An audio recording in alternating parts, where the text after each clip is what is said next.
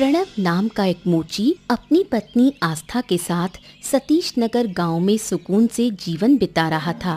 उनकी शादी को कुछ ही दिन हुए थे। पैसों की तंगी थी, मगर आपसी समझदारी गजब की थी। सुख दुख में साथ चलते हुए उनका समय अच्छा बीत रहा था।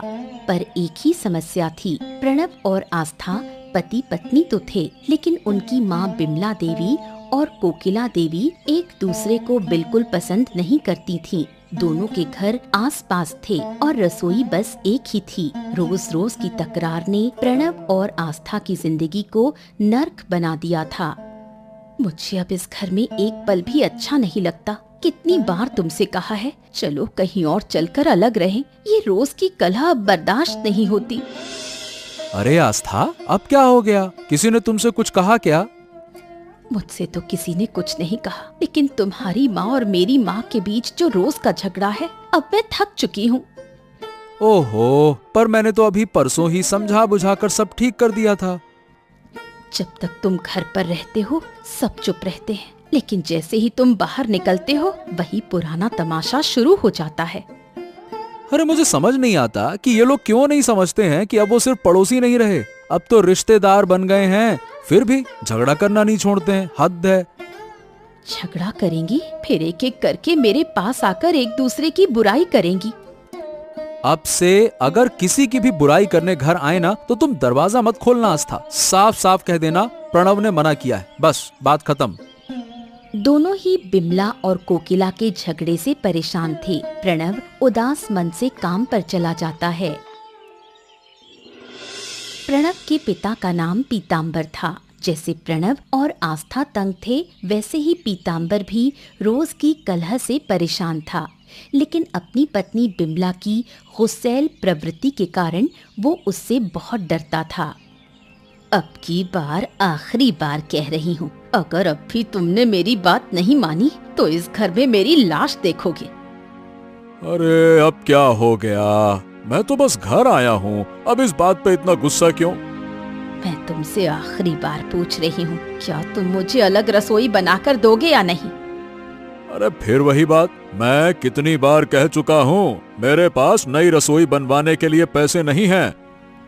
तुम्हारे पास पैसे नहीं हैं, लेकिन तुम्हारे बेटे प्रणव के पास तो हैं। एक बार उससे कहने में तुम्हें क्या हर्ज है? माँ होकर बेटे से कहूँ, ये तो शर्म की बात है। ओहो, रोज रोज मुझसे लड़ने से अच्छा है, देखो विमला, सीधे सीधे अपने बेटे से कह दो, भूख लगने पर लाज शर्म नहीं चलती है। हाँ हाँ, मैं जो कहूँ वो तो झगड़ा, लेकिन वो डायन कोकिला जो रोज मुझसे झगड़ा करती है, वो तुम्हें नहीं दिखता? सच कहूँ ना तो तुम दोनों ही कम नहीं हो। अगर वो नागिन है तो तुम नेवला हो, नेवला। तुम्हारी इतनी हिम्मत कि मुझे ये सब कहो? अरे लाओ तुम, शायद मेरा पर्स बाजार में छूट गया, जरा देख कर आता हूँ। कहाँ भाग रहे हो? अभी जो कहा वो फिर से कहकर दिखाओ अगर हिम्मत है तो। बिमला बार बार पुकारती है, लेकिन पीताम्बर उसकी ओर देखे बिना बाहर निकल जाता है। जब भी बिमला उससे झगड़ने आती है, वो किसी न किसी बहाने घर से निकल जाता है। आस्था की माँ कोकिला देवी 60 वर्षीय एक बुजुर्ग विधवा महिला थी। उनके जीवन में बस एक ही अपना था, उनकी बेटी आस्था। जब भी उनकी बहू बिमला से झगड़ा होता तो वो आस्था के पास आकर बिमला की बुराई कर अपनी भड़ास निकालती थी। माँ, रोज तो दोपहर में खाना खाकर सोती हो, आज अचानक मेरे घर कैसे आ गई? क्या अब तेरे घर में आने में भी पाबंदी है? अगर तेरे पति को मेरे यहाँ आने से दिक्कत है तो साफ कह दे, मैं फिर कभी नहीं आऊंगी। हर बात पर इतना उल्टा सीधा क्यों सोचती हूँ माँ? मेरे पति बहुत अच्छे हैं, उन्हें तुम्हारे यहाँ आने जाने से कोई दिक्कत नहीं। प्रणव तो अच्छा है, पर उसकी माँ के जो बुरे बर्ताव है मेरे साथ, उसके खिलाफ आज तक उसे एक शब्द कहते नहीं देखा। प्रणव झगड़ों से दूर रहना पसंद करता है, इसलिए वो टाल देता है। जितने झगड़े होते हैं उनकी जड़ है उसकी माँ बिमला, वही रोज खुद झगड़ने आती है। लेकिन गलती तुम्हारी भी कम नहीं माँ। अगर तुम जानती हो कि मेरी सास गुस्से वाली है तो उन्हें नजरअंदाज क्यों नहीं कर सकती? अगर वो मुझसे बुरा बर्ताव करेगी तो क्या मैं चुप रहूं? मैंने बेटी दी है, गुलामी नहीं की। माँ, मैं कितनी बार समझा चुकी हूँ मगर तुम मानती नहीं। अब से तुम्हारे झगड़ों की बातें मुझसे कहने मत आना। अब तू भी उनकी सगी हो गई है। अब तुझे मेरी जरूरत नहीं रही। अब मैं तेरे घर कभी नहीं आऊंगी। कोकिला दुखी मन से वहाँ से चली गई। आस्था उसे रोकने की कोशिश करती है, लेकिन कोकिला एक भी बात सुने बिना चली जाती है। बिमला के झगड़ों से बचने के लिए पीताम्बर दिन का ज्यादातर समय बाजार या गांव में इधर उधर घूमते हुए बिताता। प्रणव ये सब देखता तो था, लेकिन बिमला से कुछ कह नहीं पाता, क्योंकि वो भी उसे बहुत मानता और थोड़ा डरता था। हालांकि पीताम्बर और प्रणव के बीच बाप बेटे से ज्यादा दोस्ती का रिश्ता था। अरे पिताजी, ये छुट्टी के दिन इतनी सुबह सुबह आप चाय की दुकान पे क्या कर रहे हैं? चाय के दुकान पे क्या, यहाँ चाय बनाने आएंगे? पीने आया हूँ। तू यहाँ क्यों आया है? वो घर में सब्जियां खत्म हो गईं, तो सोचा छुट्टी का फायदा उठाकर बाजार कर लेता हूँ। अच्छा किया, बाकी दिनों में तो तुझे समय ही नहीं मिलता। चल आजा, बैठ जा, साथ में चाय पीते पीते थोड़ी बातें करते हैं। अरे बैठ भी जा। माफ करना पिताजी, काम की वजह से पिछले कई दिनों से आपसे ठीक से बात भी नहीं कर पाया। अब ये बताइए कि आपकी तबीयत कैसी है? छाती में जो दर्द हो रहा था वो ठीक है ना? कभी ठीक ठाक रहता है, कभी बढ़ जाता है। अब तो आदत सी हो गई है। अरे क्या कहूँ बेटा, अब उम्र भी तो हो गई है बहुत। अरे ये कैसी बातें करते हो बाबा? मैं तो चाहता हूँ कि आप 100 साल जिएं। आपको याद है बचपन में आप कैसे हमको कंधे पे बैठाकर हंसते हंसते बाजार ले जाते थे और सब लोग देखकर मुस्कुराते थे। हाँ, वो दिन भला कैसे भूल सकता हूँ। एक समय तुझे कंधे पर लेकर पूरा गांव घूमा और आज उम्र के हाथों हार मानकर तेरे ही कंधे का बोझ बन गया हूँ। आप मेरे लिए कभी बोझ नहीं बन सकते बाबा, ऐसी बातें तो मत कहो। आप मेरे साथ हो तो मुझे लगता है कि मैं पूरी दुनिया जीत सकता हूँ। अगर आप ना हो तो सही बताऊं बाबा, ये दुनिया ही बेकार लगती है। अच्छा, आप चाय पी लो, फिर बाजार चलते हैं।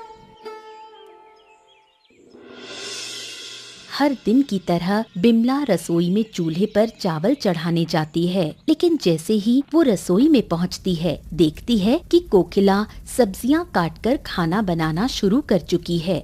उसे देखकर बिमला फिर गुस्से में आ जाती है।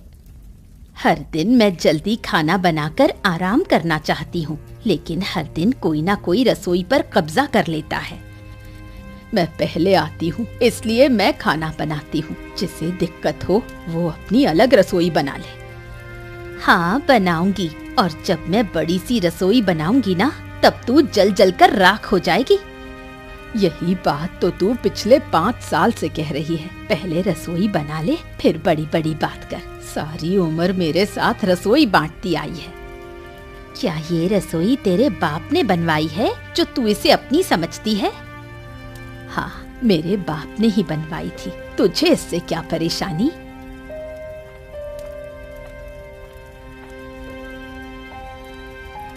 ओह, और एक दिन भी छुट्टी में अगर घर पर रहूं तो तुम लोग शांति से रहने नहीं दे सकते है ना?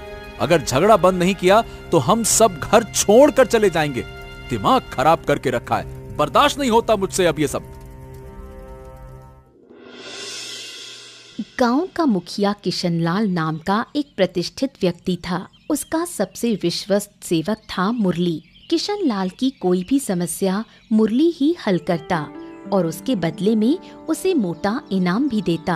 अब किशनलाल का दूर का रिश्तेदार महावीर उसके घर आने वाला था, जिससे वो बहुत चिंतित था। मुरली ने उसकी परेशानी भांप ली।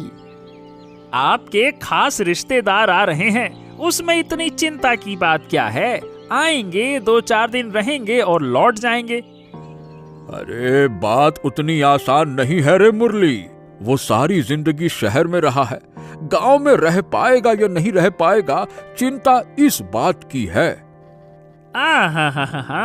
आप फिक्र ना करें, मैं उसके लिए एक अलग आरामदायक कमरा तैयार करवाता हूँ, जिसमें सभी शहर जैसा इंतजाम होगा। और गांव घुमाने के लिए तो मैं वो तो मैं हूँ ही।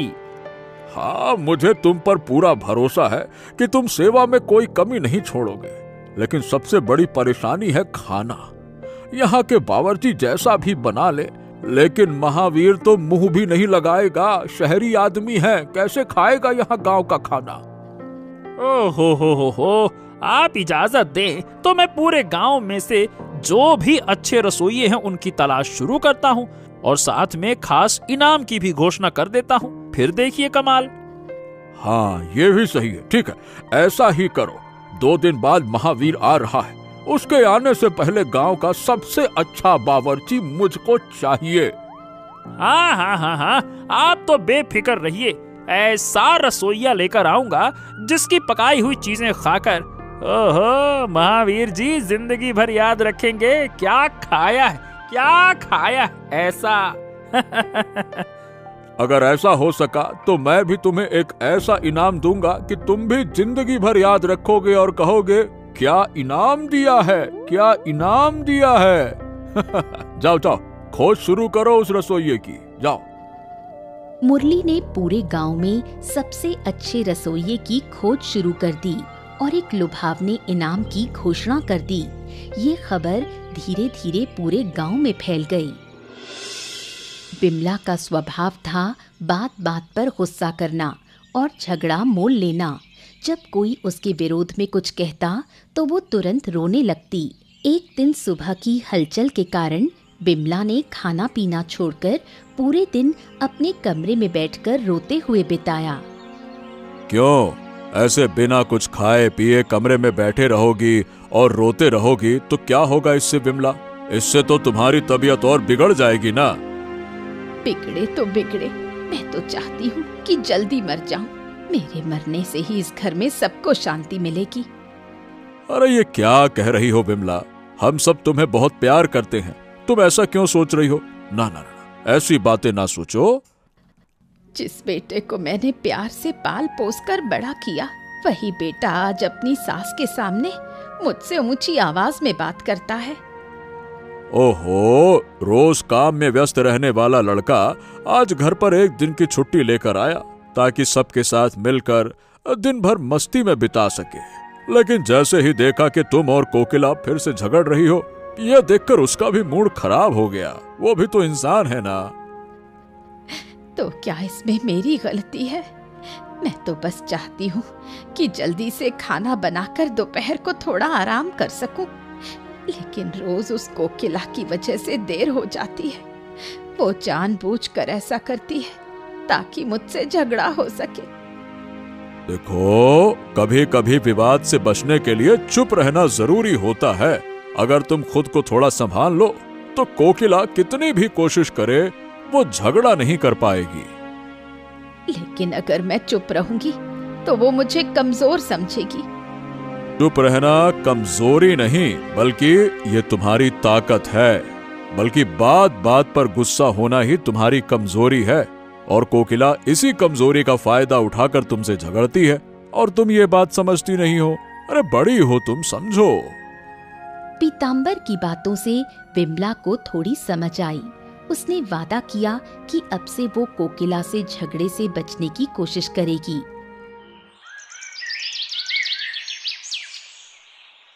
मुरली ने एक अच्छा इनाम घोषित तो किया था, लेकिन उसे कोई अच्छा रसोइया नहीं मिल रहा था। तभी उसे बिमला और कोकिला की याद आई। एक समय था जब गांव में उनके हाथ के खाने की बहुत तारीफ हुआ करती थी, लेकिन उनके रिश्तों में कड़वाहट आने के बाद वो सारा नाम खो बैठी। उन्हें याद कर मुरली ने प्रणव से मिलने का सोचा। अरे मुरली, तुम यहाँ? जूता सिलवाना है या साफ करवाना है, बताओ। आज मैं जूता सिलवाने नहीं आया, आज मैं एक मदद मांगने आया हूँ।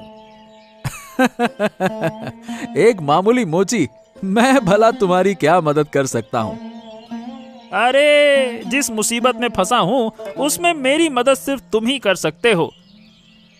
अच्छा ठीक है, बताओ। देखता हूँ मैं कि कुछ कर सकता हूँ या फिर नहीं कर सकता, बताओ। देखो, बात ये है कि बाबूजी का एक खास रिश्तेदार शहर से हमारे गांव आ रहा है। अब शहर से आने वाला आदमी है, खाने पीने में स्वाद भी उसका शहरों वाला होगा, मतलब खास होगा। इसीलिए एक अच्छे रसोइये की जरूरत है। वैसे अच्छे रसोइये की हमारे गांव में कोई कमी नहीं है, बस थोड़ी खोज करनी पड़ेगी। अब देखो, मैं तो कई दिनों से ढूंढ रहा हूँ, लेकिन जिसके यहाँ भी गया मुझे किसी का खाना ही पसंद नहीं आया। तभी अचानक मुझे कोकिला और विमला मौसी की याद आ गई। एक बार एक पूजा में मैंने उनके हाथ का बना भोग खाया था। एक समय था जब दोनों में बहुत अच्छी समझदारी हुआ करती थी, पर अब तो भाई एक दूसरे का नाम सुनना तक पसंद नहीं करती हैं। अरे हर दिन झगड़ा, किचकिच, पटपट, उनका तो नाम भूल ही जाओ। क्या बात कर रहे हो? ऐसे कैसे भूल जाऊं? अच्छा, तुम मुझे ये बताओ कि किसी तरह से उनको राजी किया जा सकता है क्या, या फिर तुम दोनों से जाकर बात करो। देखो, जो भी तैयार हो जाए उसे मेरे पास भेज दो। अरे सोच क्या रहे हो भाई, कुछ तो जुगाड़ लगाओ। जुगाड़ लगाओगे तो काम होगा तो तुमको भी फायदा होगा। बताओ बताओ बताओ। मुरली के बार बार आग्रह करने पर प्रणव मदद के लिए तैयार हो गया और उसने वादा किया कि वो दोनों से जाकर बात करेगा। पीतांबर की बात मानकर बिमला कोकिला से दूर रहने लगी। जब कोकिला उससे झगड़ा करने आती, तब भी बिमला बिना कुछ कहे वहां से हट जाती। बिमला के इस बदलाव को देखकर आस्था बहुत हैरान हो गई। यहाँ तक कि कोकिला भी सोचने लगी कि अचानक बिमला को क्या हो गया है।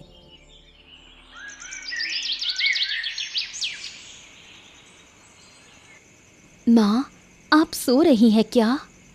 कौन है? ओ बहू, आओ आओ। नहीं सो रही थी, बस थोड़ी झपकी आ गई थी। तुम इस समय? आप और पिताजी के लिए थोड़ी सी बैंगन की सब्जी लाई थी। कई दिन हो गए बैंगन की सब्जी खाए हुए। बहुत अच्छा किया।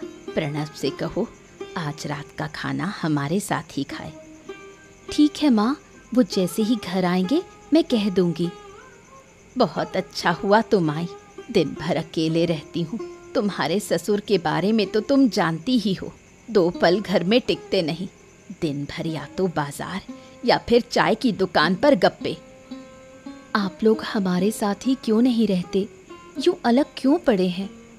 तुम्हारे ससुर की इच्छा थी कि बेटा और बहू के बीच कोई तनाव ना हो, इसलिए हम अलग रहते हैं। आजकल आप बहुत शांत हो गई हैं।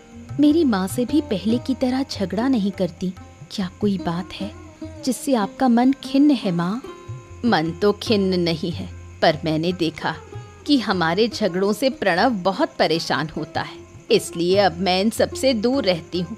मैं नहीं चाहती कि मेरी वजह से उसे दुख पहुँचे। मैंने अपनी माँ को कितना समझाया, पर वो मानती ही नहीं। लेकिन मुझे बहुत अच्छा लग रहा है कि आपने इन बातों को छोड़ दिया है। तुम्हारे ससुर ने मुझे समझाया, जो अपने गुस्से पर काबू पाले वही सबसे बड़ा समझदार होता है। बिमला की बातें सुनकर आस्था बहुत खुश हो जाती है और वो दोनों मिलकर खुशी खुशी बातें करने लगती है। रात को प्रणव घर लौटता है। वो बिमला और कोकिला को मुरली के प्रस्ताव के बारे में बताने ही वाला था, लेकिन अचानक रुक जाता है। वो सोचता है कि पहले इस बारे में आस्था से बात कर ले, इसलिए बिना किसी को बुलाए सीधे अपने घर की ओर चला जाता है। आज बहुत दिनों बाद तुम्हारी माँ के पास जाकर लंबी बातें की। उन्होंने कहा कि आज रात हम उनके साथ खाना खाएं। ठीक है आस्था, आज हम वहीं खाएंगे, लेकिन पहले मैं तुमसे एक बात करना चाहता हूँ। क्या बात? देखो, बात यह है कि आज मुरली मेरे पास आया था। उसने बताया कि किशनलाल बाबू का एक रिश्तेदार शहर से हमारे गांव आने वाला है। उसके लिए एक अच्छे रसोइये की जरूरत है। अगर जरूरत है तो ढूंढे, इसमें तुम्हें क्यों कहने आया? मुरली चाहता है कि मेरी माँ या तुम्हारी माँ कोई एक किशनलाल बाबू के मेहमान के लिए खाना बनाए। दोनों को ही हर तरह के खाने में महारत है। ये तो हम जानते हैं, पर क्या वो इस प्रस्ताव को मानेंगी? अब देखो, मैं दोनों से बात करूंगा, जो भी मानेंगे उसे अच्छा इनाम भी तो मिलेगा। दोनों इस विषय पर मिलकर चर्चा करते हैं। किशनलाल का रिश्तेदार महावीर गांव आ पहुंचा। उसके आते ही पूरे घर में हड़कंप मच गया। सब लोग उसकी आओ भगत में लग गए। महावीर एक गंभीर स्वभाव का व्यक्ति था। उसे जरा सी बात पर भी बहुत गुस्सा आ जाता था। इसलिए किशनलाल ने उसकी खातिरदारी में कोई कमी न हो, इस बात का खास ध्यान रखा। बहुत साल पहले तुम्हारे घर आया था, लेकिन हैरानी की बात है कि अब भी तुम्हारा घर वैसा का वैसा ही है। लो भाई, कोई बदलाव ही नहीं दिखता। अरे भाई, अकेला आदमी हूँ, अलग अलग कामों में उलझा रहता हूँ, घर सजाने का वक्त नहीं मिलता मुझे। हाँ, फिर भी इन सब बातों का ख्याल रखना चाहिए। जिंदगी भर पैसा कमाते रहे हो, लेकिन उसे ठीक से खर्च ना कर सको तो उसका क्या मतलब। आजकल कोई इन पुराने सामानों का इस्तेमाल करता है क्या? ठीक है, ये जो मुरली है वो तुम्हारे हर काम में मदद करेगा। एक दिन वक्त निकाल कर उसके साथ बाजार चले जाना और जो भी पसंद हो अपने मन मुताबिक ले आना। मुझे इन सब की ज्यादा समझ नहीं है। हाँ, ठीक है। अगर बाजार जाऊंगा तो पूरे घर का सामान बदलवाना पड़ेगा और तुम्हारे ये पुराने जमाने के सारे सामान हटवाने पड़ेंगे। चलेगा? हाँ, सब चलेगा। ठीक है, तुम्हें जो सही लगे वही करना। अरे तो क्या मुझे यहाँ दिन भर बैठाए रखोगे क्या? मेरे लिए कोई कमरा उमरा तैयार किया है तो दिखाओ जरा। बस बातें किए जा रहे हो, बातें करवा लो तुमसे। दिखाओ भी, देख क्या रहे हो? हाँ, जरूर। मुरली, अरे ओ मुरली, महावीर को जरा उनका कमरा तो दिखा दो और ध्यान रखना उन्हें किसी तरह की तकलीफ ना हो। ले जाओ। हाँ बाबूजी, हाँ, मैं कोई शिकायत का मौका नहीं दूंगा। महावीर बाबू, आइए, मेरे साथ आइए, मैं आपको कमरा दिखाता हूँ। आइए तो ठीक है। जरा बाहर पड़े हुए मेरे बैग भी तो उठाइए। क्या तुम्हें इसका ध्यान नहीं है? और तुम कह रहे हो कि शिकायत का मौका। अरे तुम जाओ, बैग उठाओ पहले। आइए। कोई चिंता की बात नहीं है। मैं अभी आपके बैग कमरे में पहुंचा देता हूं। आप अंदर जाइए, मैं आपका बैग लेकर आता हूं। जाइए। महावीर के आने के बाद से ही घर के नौकर चाकर सब सहमे हुए रहने लगे। वो हर किसी के काम में गलती निकालता और बुरा बर्ताव करता। सुबह प्रणव ने बिमला और कोकिला दोनों को घर के आंगन में बुलाया। जैसे ही वो पहुंची, प्रणव ने उन्हें मुरली के प्रस्ताव के बारे में बताया। प्रणव को लगा था कि दोनों में से कोई भी तैयार नहीं होगी, लेकिन हैरानी की बात थी कि दोनों ही तुरंत प्रस्ताव सुनकर राजी हो गईं। बहुत पहले गांव के लोग मेरी बनाई हुई खाने की चीज़ें खाकर जिंदगी भर याद रखते थे। रसोइया बिमला नाम से इस गांव में सब मुझे जानते थे। मेरे हाथ की बनी चीज़ें जो एक बार खा लेता, वो फिर किसी और के हाथ की चीज़ें नहीं खा पाता था। पूजा से लेकर अन्नप्राशन तक हर आयोजन में मुझे ही बुलाया जाता था। बेशक मैं इस गांव की सबसे बेहतरीन रसोइया हूँ, इसलिए मेहमान को अपने हाथ का खाना खिलाकर मंत्रमुग्ध कर दूंगी। वो दुनिया के किसी भी कोने में चले जाएं, मेरी रसोई की तारीफ करेंगे। खाली बर्तन ज्यादा बचते हैं। मेरा खाना खाकर वो मेहमान इस गांव को छोड़ना ही नहीं चाहेगा। सारा जीवन यही रहेंगे। हर काम में मेरे पीछे क्यों लग जाती है? जो काम मैं करना चाहती हूँ वही तू क्यों करना चाहती है? मुरली ने ये प्रस्ताव सिर्फ तुम्हें नहीं, मुझे भी दिया है। इसलिए प्रणव ने आज हमें दोनों को एक साथ यहाँ बुलाया है, ये बात बताने के लिए। ओहो, बस करो। तुम दोनों ही मेरे साथ किशनलाल बाबू के घर चलोगी। वहां उनके रिश्तेदार तुम दोनों के हाथ का खाना चखेंगे, फिर वही फैसला करेंगे कि उन्हें कौन सा रसोइया चाहिए। ठीक है? चाहे जो हो जाए, उस घर की रसोइया तो मैं ही बनूंगी और इनाम भी मैं ही जीतूंगी। उसके लिए मुझे कुछ भी क्यों ना करना पड़े।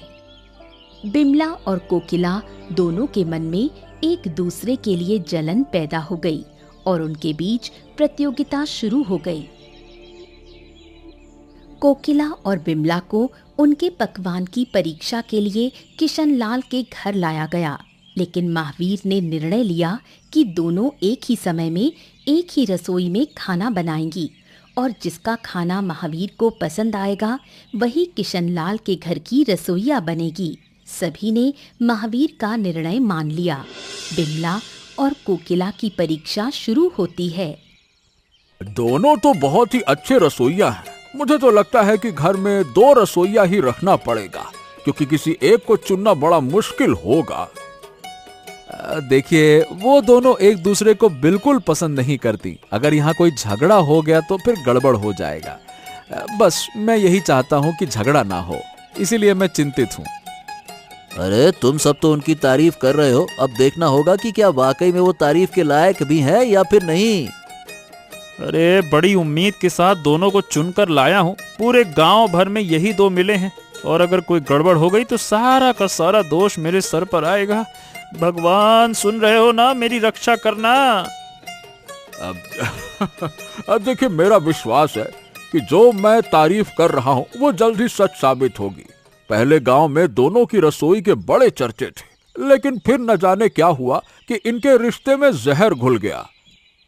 हाँ वही, पहले माँ और कोकिला काफी अच्छे दोस्त थे, हर जगह साथ में जाती थीं, और अब तो जैसे एक दूसरे के दुश्मन बन गई हैं। अब क्या कहूँ, मैं तो आशा करता हूँ कि आज के बाद उनके बीच का रिश्ता सुधर जाए। एक साथ खाना बनाना, एक दूसरे की मदद करना शायद उन्हें पुराने दिन याद दिला दें। मैं भी यही चाहता हूँ बाबू कि वो फिर से साथ में एक साथ रहें, उनकी दोस्ती फिर से नए सिरे से शुरू हो। अरे दोस्ती हो, साथ में रहें, ये सब बातें तो ठीक है। 2 घंटे हो चुके हैं, अब तक खाना नहीं बना। ऐसा क्या मन लग गया उनका खाना बनाने में कि खाना बनाते ही जा रहे हैं। मुझे लगता है कि मुझे अंदर जाकर ही देखना चाहिए कितना खाना बना है। रुको।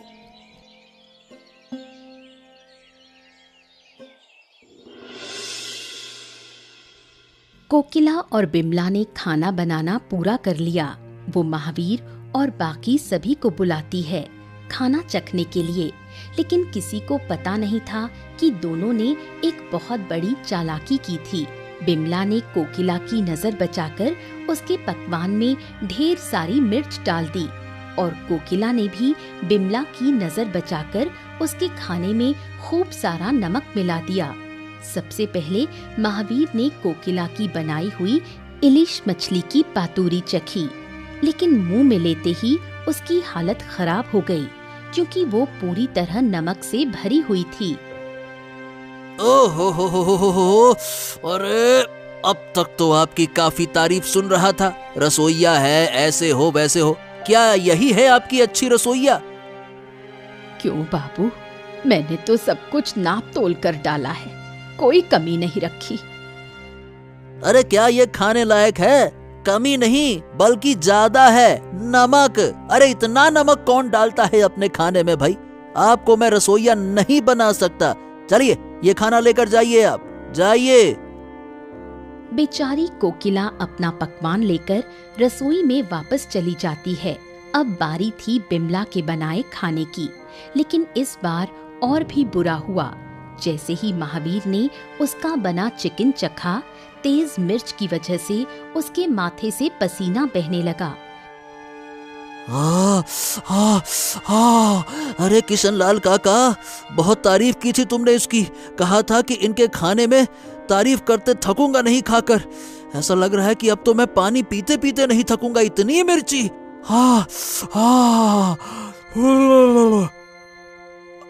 अरे ऐसा क्या हो गया जो तुमने खाना फेंक दिया? ये खाने में इतना नमक कि ऐसा लगता है कि पूरे समंदर का नमक डाल दिया, और दूसरे में इतनी मिर्ची, ऐसा लगता है कि पूरे खेत की मिर्ची डाल दी हो। कहूँ खाना नहीं जहर बनाया है दोनों ने। कोकिला और बिमला दोनों को अपनी चालाकी की सजा मिलती है। महावीर उन्हें सबके सामने डांटता है और घर से निकाल देता है, लेकिन इन सबसे ज्यादा दुखी होता है प्रणव, क्योंकि उसने कभी सोचा भी नहीं था कि ये दोनों ऐसा कुछ करेंगी। प्रणव को जब कोकिला और बिमला की हरकतों का पता चलता है तो वो उनसे बहुत नाराज हो जाता है और बात करना बंद कर देता है। तभी कोकिला और बिमला को अपनी गलती का एहसास होता है। वो दोनों मिलकर निर्णय लेती हैं कि वो अपनी गलतियों को सुधारेंगी। इसके लिए वो मुरली की मदद लेकर किशन लाल के घर जाती हैं। वो महावीर से सारी सच्चाई बता देती हैं और उससे माफ़ी मांगती हैं। वो उससे विनती करती हैं कि वो एक बार फिर उनके घर आकर उनके पकवान चखें। काफ़ी विनती के बाद महावीर मान जाता है।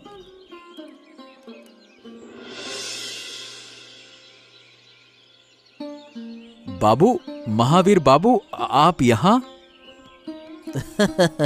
हम तुम्हारे घर पर निमंत्रण में आए हैं। तुम्हारी माँ विमला देवी और तुम्हारी सास कोकिला देवी ने हमें उनके हाथ का खाना खाने के लिए बुलाया है। अब देखो, गलती हर किसी से होती है, लेकिन विमला देवी और कोकिला देवी ने अपनी गलती मानी और हमसे एक और मौका मांगा है। देखो प्रणव, अब सब कुछ फिर से पहले जैसा हो जाएगा। विमला और कोकिला काकी अब फिर से मिलकर रहेंगी। आज का दिन मेरे लिए किसी सपने से कम नहीं है। सही बताऊं तो मुझे यकीन नहीं हो रहा कि सब कुछ पहले जैसा हो गया है। मैं तो बहुत खुश हूं। कोकिला और बिमला तरह तरह के पकवान बनाकर रसोई में परोस देती हैं। आंगन में पाटी बिछाकर सभी को खाना परोसा जाता है।